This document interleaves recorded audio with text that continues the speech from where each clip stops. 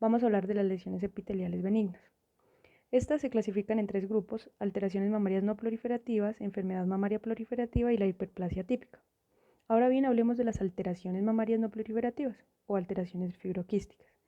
Es sumamente importante decir que estas no se asocian a mayor riesgo de cáncer de mama. Hablemos bien de los quistes. Se forman por dilataciones de los lobulillos, contienen un líquido turbio, semitransparente y es de color marrón azul. En este caso le llaman los quistes de cúpula azul. Estos son revestidos por un epitelio atrófico aplanado o bien por células apocrinas metaplásicas, citoplasmas granulares eosinófilos y núcleos redondeados, ¿sí? Entonces sus calcificaciones son frecuentes y preocupantes porque son únicos y firmes a la palpación. En cuanto al diagnóstico, es sumamente importante mencionar que se lo realiza por medio de la aspiración con aguja fina. Se aspira el contenido.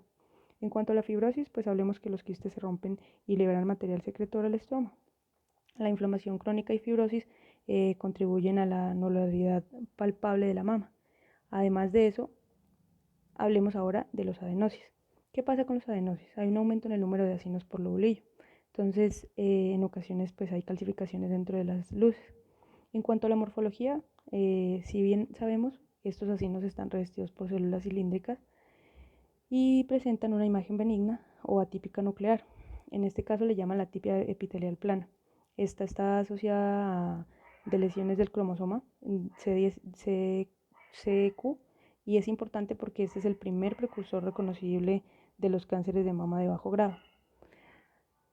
Ahora hablemos de la de la mastopatía proliferativa con atipia. Esta contiene algunas características del carcinoma in situ y tiene un riesgo aumentado de carcinoma. En este caso se divide en dos. La división es hiperplasia ductal atípica e hiperplasia lobulillar atípica. Si bien hablamos de la ductal atípica, ella presenta entre 5 y 17% de muestras realizadas por las calcificaciones y su morfología pues es parecido histológico al cáncer ductal in situ por la proliferación monomorfa de células dispuestas de forma regular y a veces con sus aspectos cribiformes. Por otro lado, la lobulillar atípica, la hiperplasia lobulillar atípica tiene un hallazgo causal menos del 5% en biopsias y su morfología pues son células idénticas al cáncer lobulillar in situ. Lo que no tienen es que no llenan ni distienden más del 50% de los acinos dentro de los lobulillos. Y por último, hablemos sobre la mastopatía proliferativa sin atipia. ¿Qué pasa con esta mastopatía proliferativa sin atipia? Está asociada a un pequeño aumento de riesgo posterior de cáncer de mama y ellas se detectan con densidades o calcificaciones. Sus factores de riesgo son predictivos y si bien sabemos, vamos a hablar de la hiperplasia epitelial, la adenosis esclerosante, la lesión esclerosante compleja y el papiloma. Hablemos primero de la hiperplasia epitelial. ¿Qué pasa con la hiperplasia epitelial? Presenta conductos y lobulillos revestidos por doble capa de células luminales y mioepiteliales. Además, el aumento de células los distienden. Las luces son irregulares y en periferia de las masas. Eso en cuanto a la hiperplasia epitelial, pero si hablamos de la adenosis esclerosante, hay un mayor número de acinos comprometidos porque ellos van a estar comprimidos y distorsionados en la parte central de la lesión. Y pues aparte de eso tiene fibrosis estromal que comprime las luces y crea aspecto de cordones sólidos o hileras dobles de células en estroma denso. ¿Cómo se presenta? Se presenta como masa palpable, densidad radiológica o calcificación.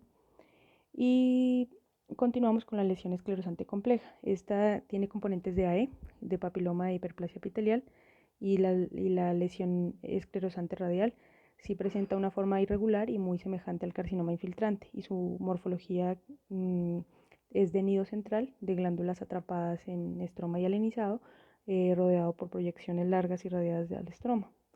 Y por último, el papiloma. Este papiloma crece dentro de conductos dilatados con múltiples ejes fibroblásticos ramificados.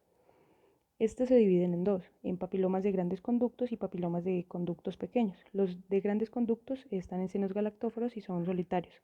Aparte de eso, tienen un 80% que produce secreciones hemorrágicas de tipo hemorrágico por torsión y pues produce infarto. Y los papilomas de conducto pequeño son múltiples y se localizan profundamente en sistema ductal. Presentan pequeñas masas palpables o calcificaciones. ¿Qué pasa? Aquí traje unos dibujos ilustrativos. En este caso, los dibujos ilustrativos ya aquí mencionados, hablemos del primer dibujo.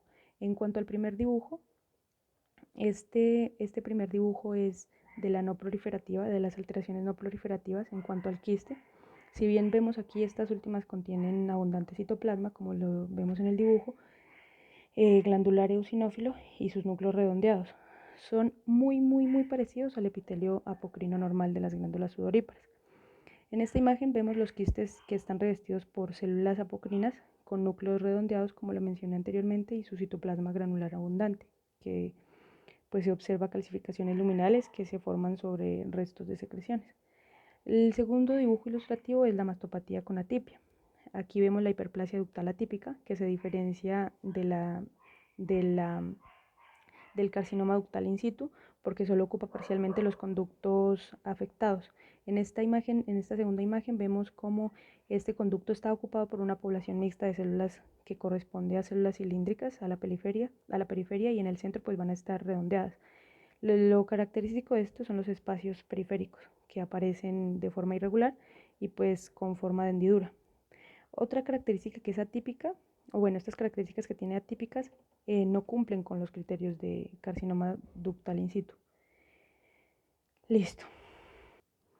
En el último dibujo ilustrativo, en este, vemos la hiperplasia epitelial, los conductos lobulillos mamarios normales que están revestidos por una doble capa de células mioepiteliales y luminales. Aquí en la imagen hay un conducto acino normal con una sola capa de células mioepiteliales de localización basal, con células con núcleos oscuros y compactos, así como se ve aquí, y los citoplasmas son escasos. Y pues tienen una capa de células luminales. Aquí están los núcleos abiertos más grandes y los núcleos pequeños y citoplasmas más abundantes. Y es todo lo que tengo para hablarles de lesiones epiteliales. Continuamos con los tumores estromales. En cuanto a los tumores estromales, tenemos en cuenta que hay intralobulillares y interlobulillares. En cuanto a los intralobulillares, vamos a encontrar los fibroadenomas, los tumores filoides y los tumores bifásicos. En cuanto a los interlobulillares, vamos a encontrar los lipomas, los fibromatosis, los miofibroblastomas, los angiosarcomas y los liposarcomas. Vamos a hablar ahora bien de cada uno de ellos. Las lesiones del estroma intralobulillar, vamos a encontrar los fibroadenomas. Los fibroadenomas son un tumor benigno muy frecuente, es de hecho el más frecuente. Presentan una masa palpable en mujeres jóvenes y como densidad mamográfica o calcificaciones se agrupan en mujeres mayores. Por lo tanto, en este caso vamos a tomarlos como tres objetivos. Los tumores son nódulos de color blanco grisáceo, elásticos y bien delimitados. En este caso sobresalen del tejido circundante y a menudo contienen espacios en forma de hendidura revestidos por el epitelio. El otro objetivo, digámoslo así, el otro ítem es el epitelio. Este epitelio viene rodeado por estroma o comprimido y distorsionado por él. Y el último es el estroma en mujeres mayores. En este caso es densamente hialinizado y epitelio atrófico. Por otro lado vamos a hablar de los tumores filoides. ¿Qué pasa con los tumores filoides? Son mucho menos frecuentes. Esa es la característica principal. Además de eso, la mayoría se comportan de manera benigna y no son quísticos. Por otro lado, se detectan como masas palpables o por mamografía. Además, pueden medir un poco menos centímetros o afectar toda la mama.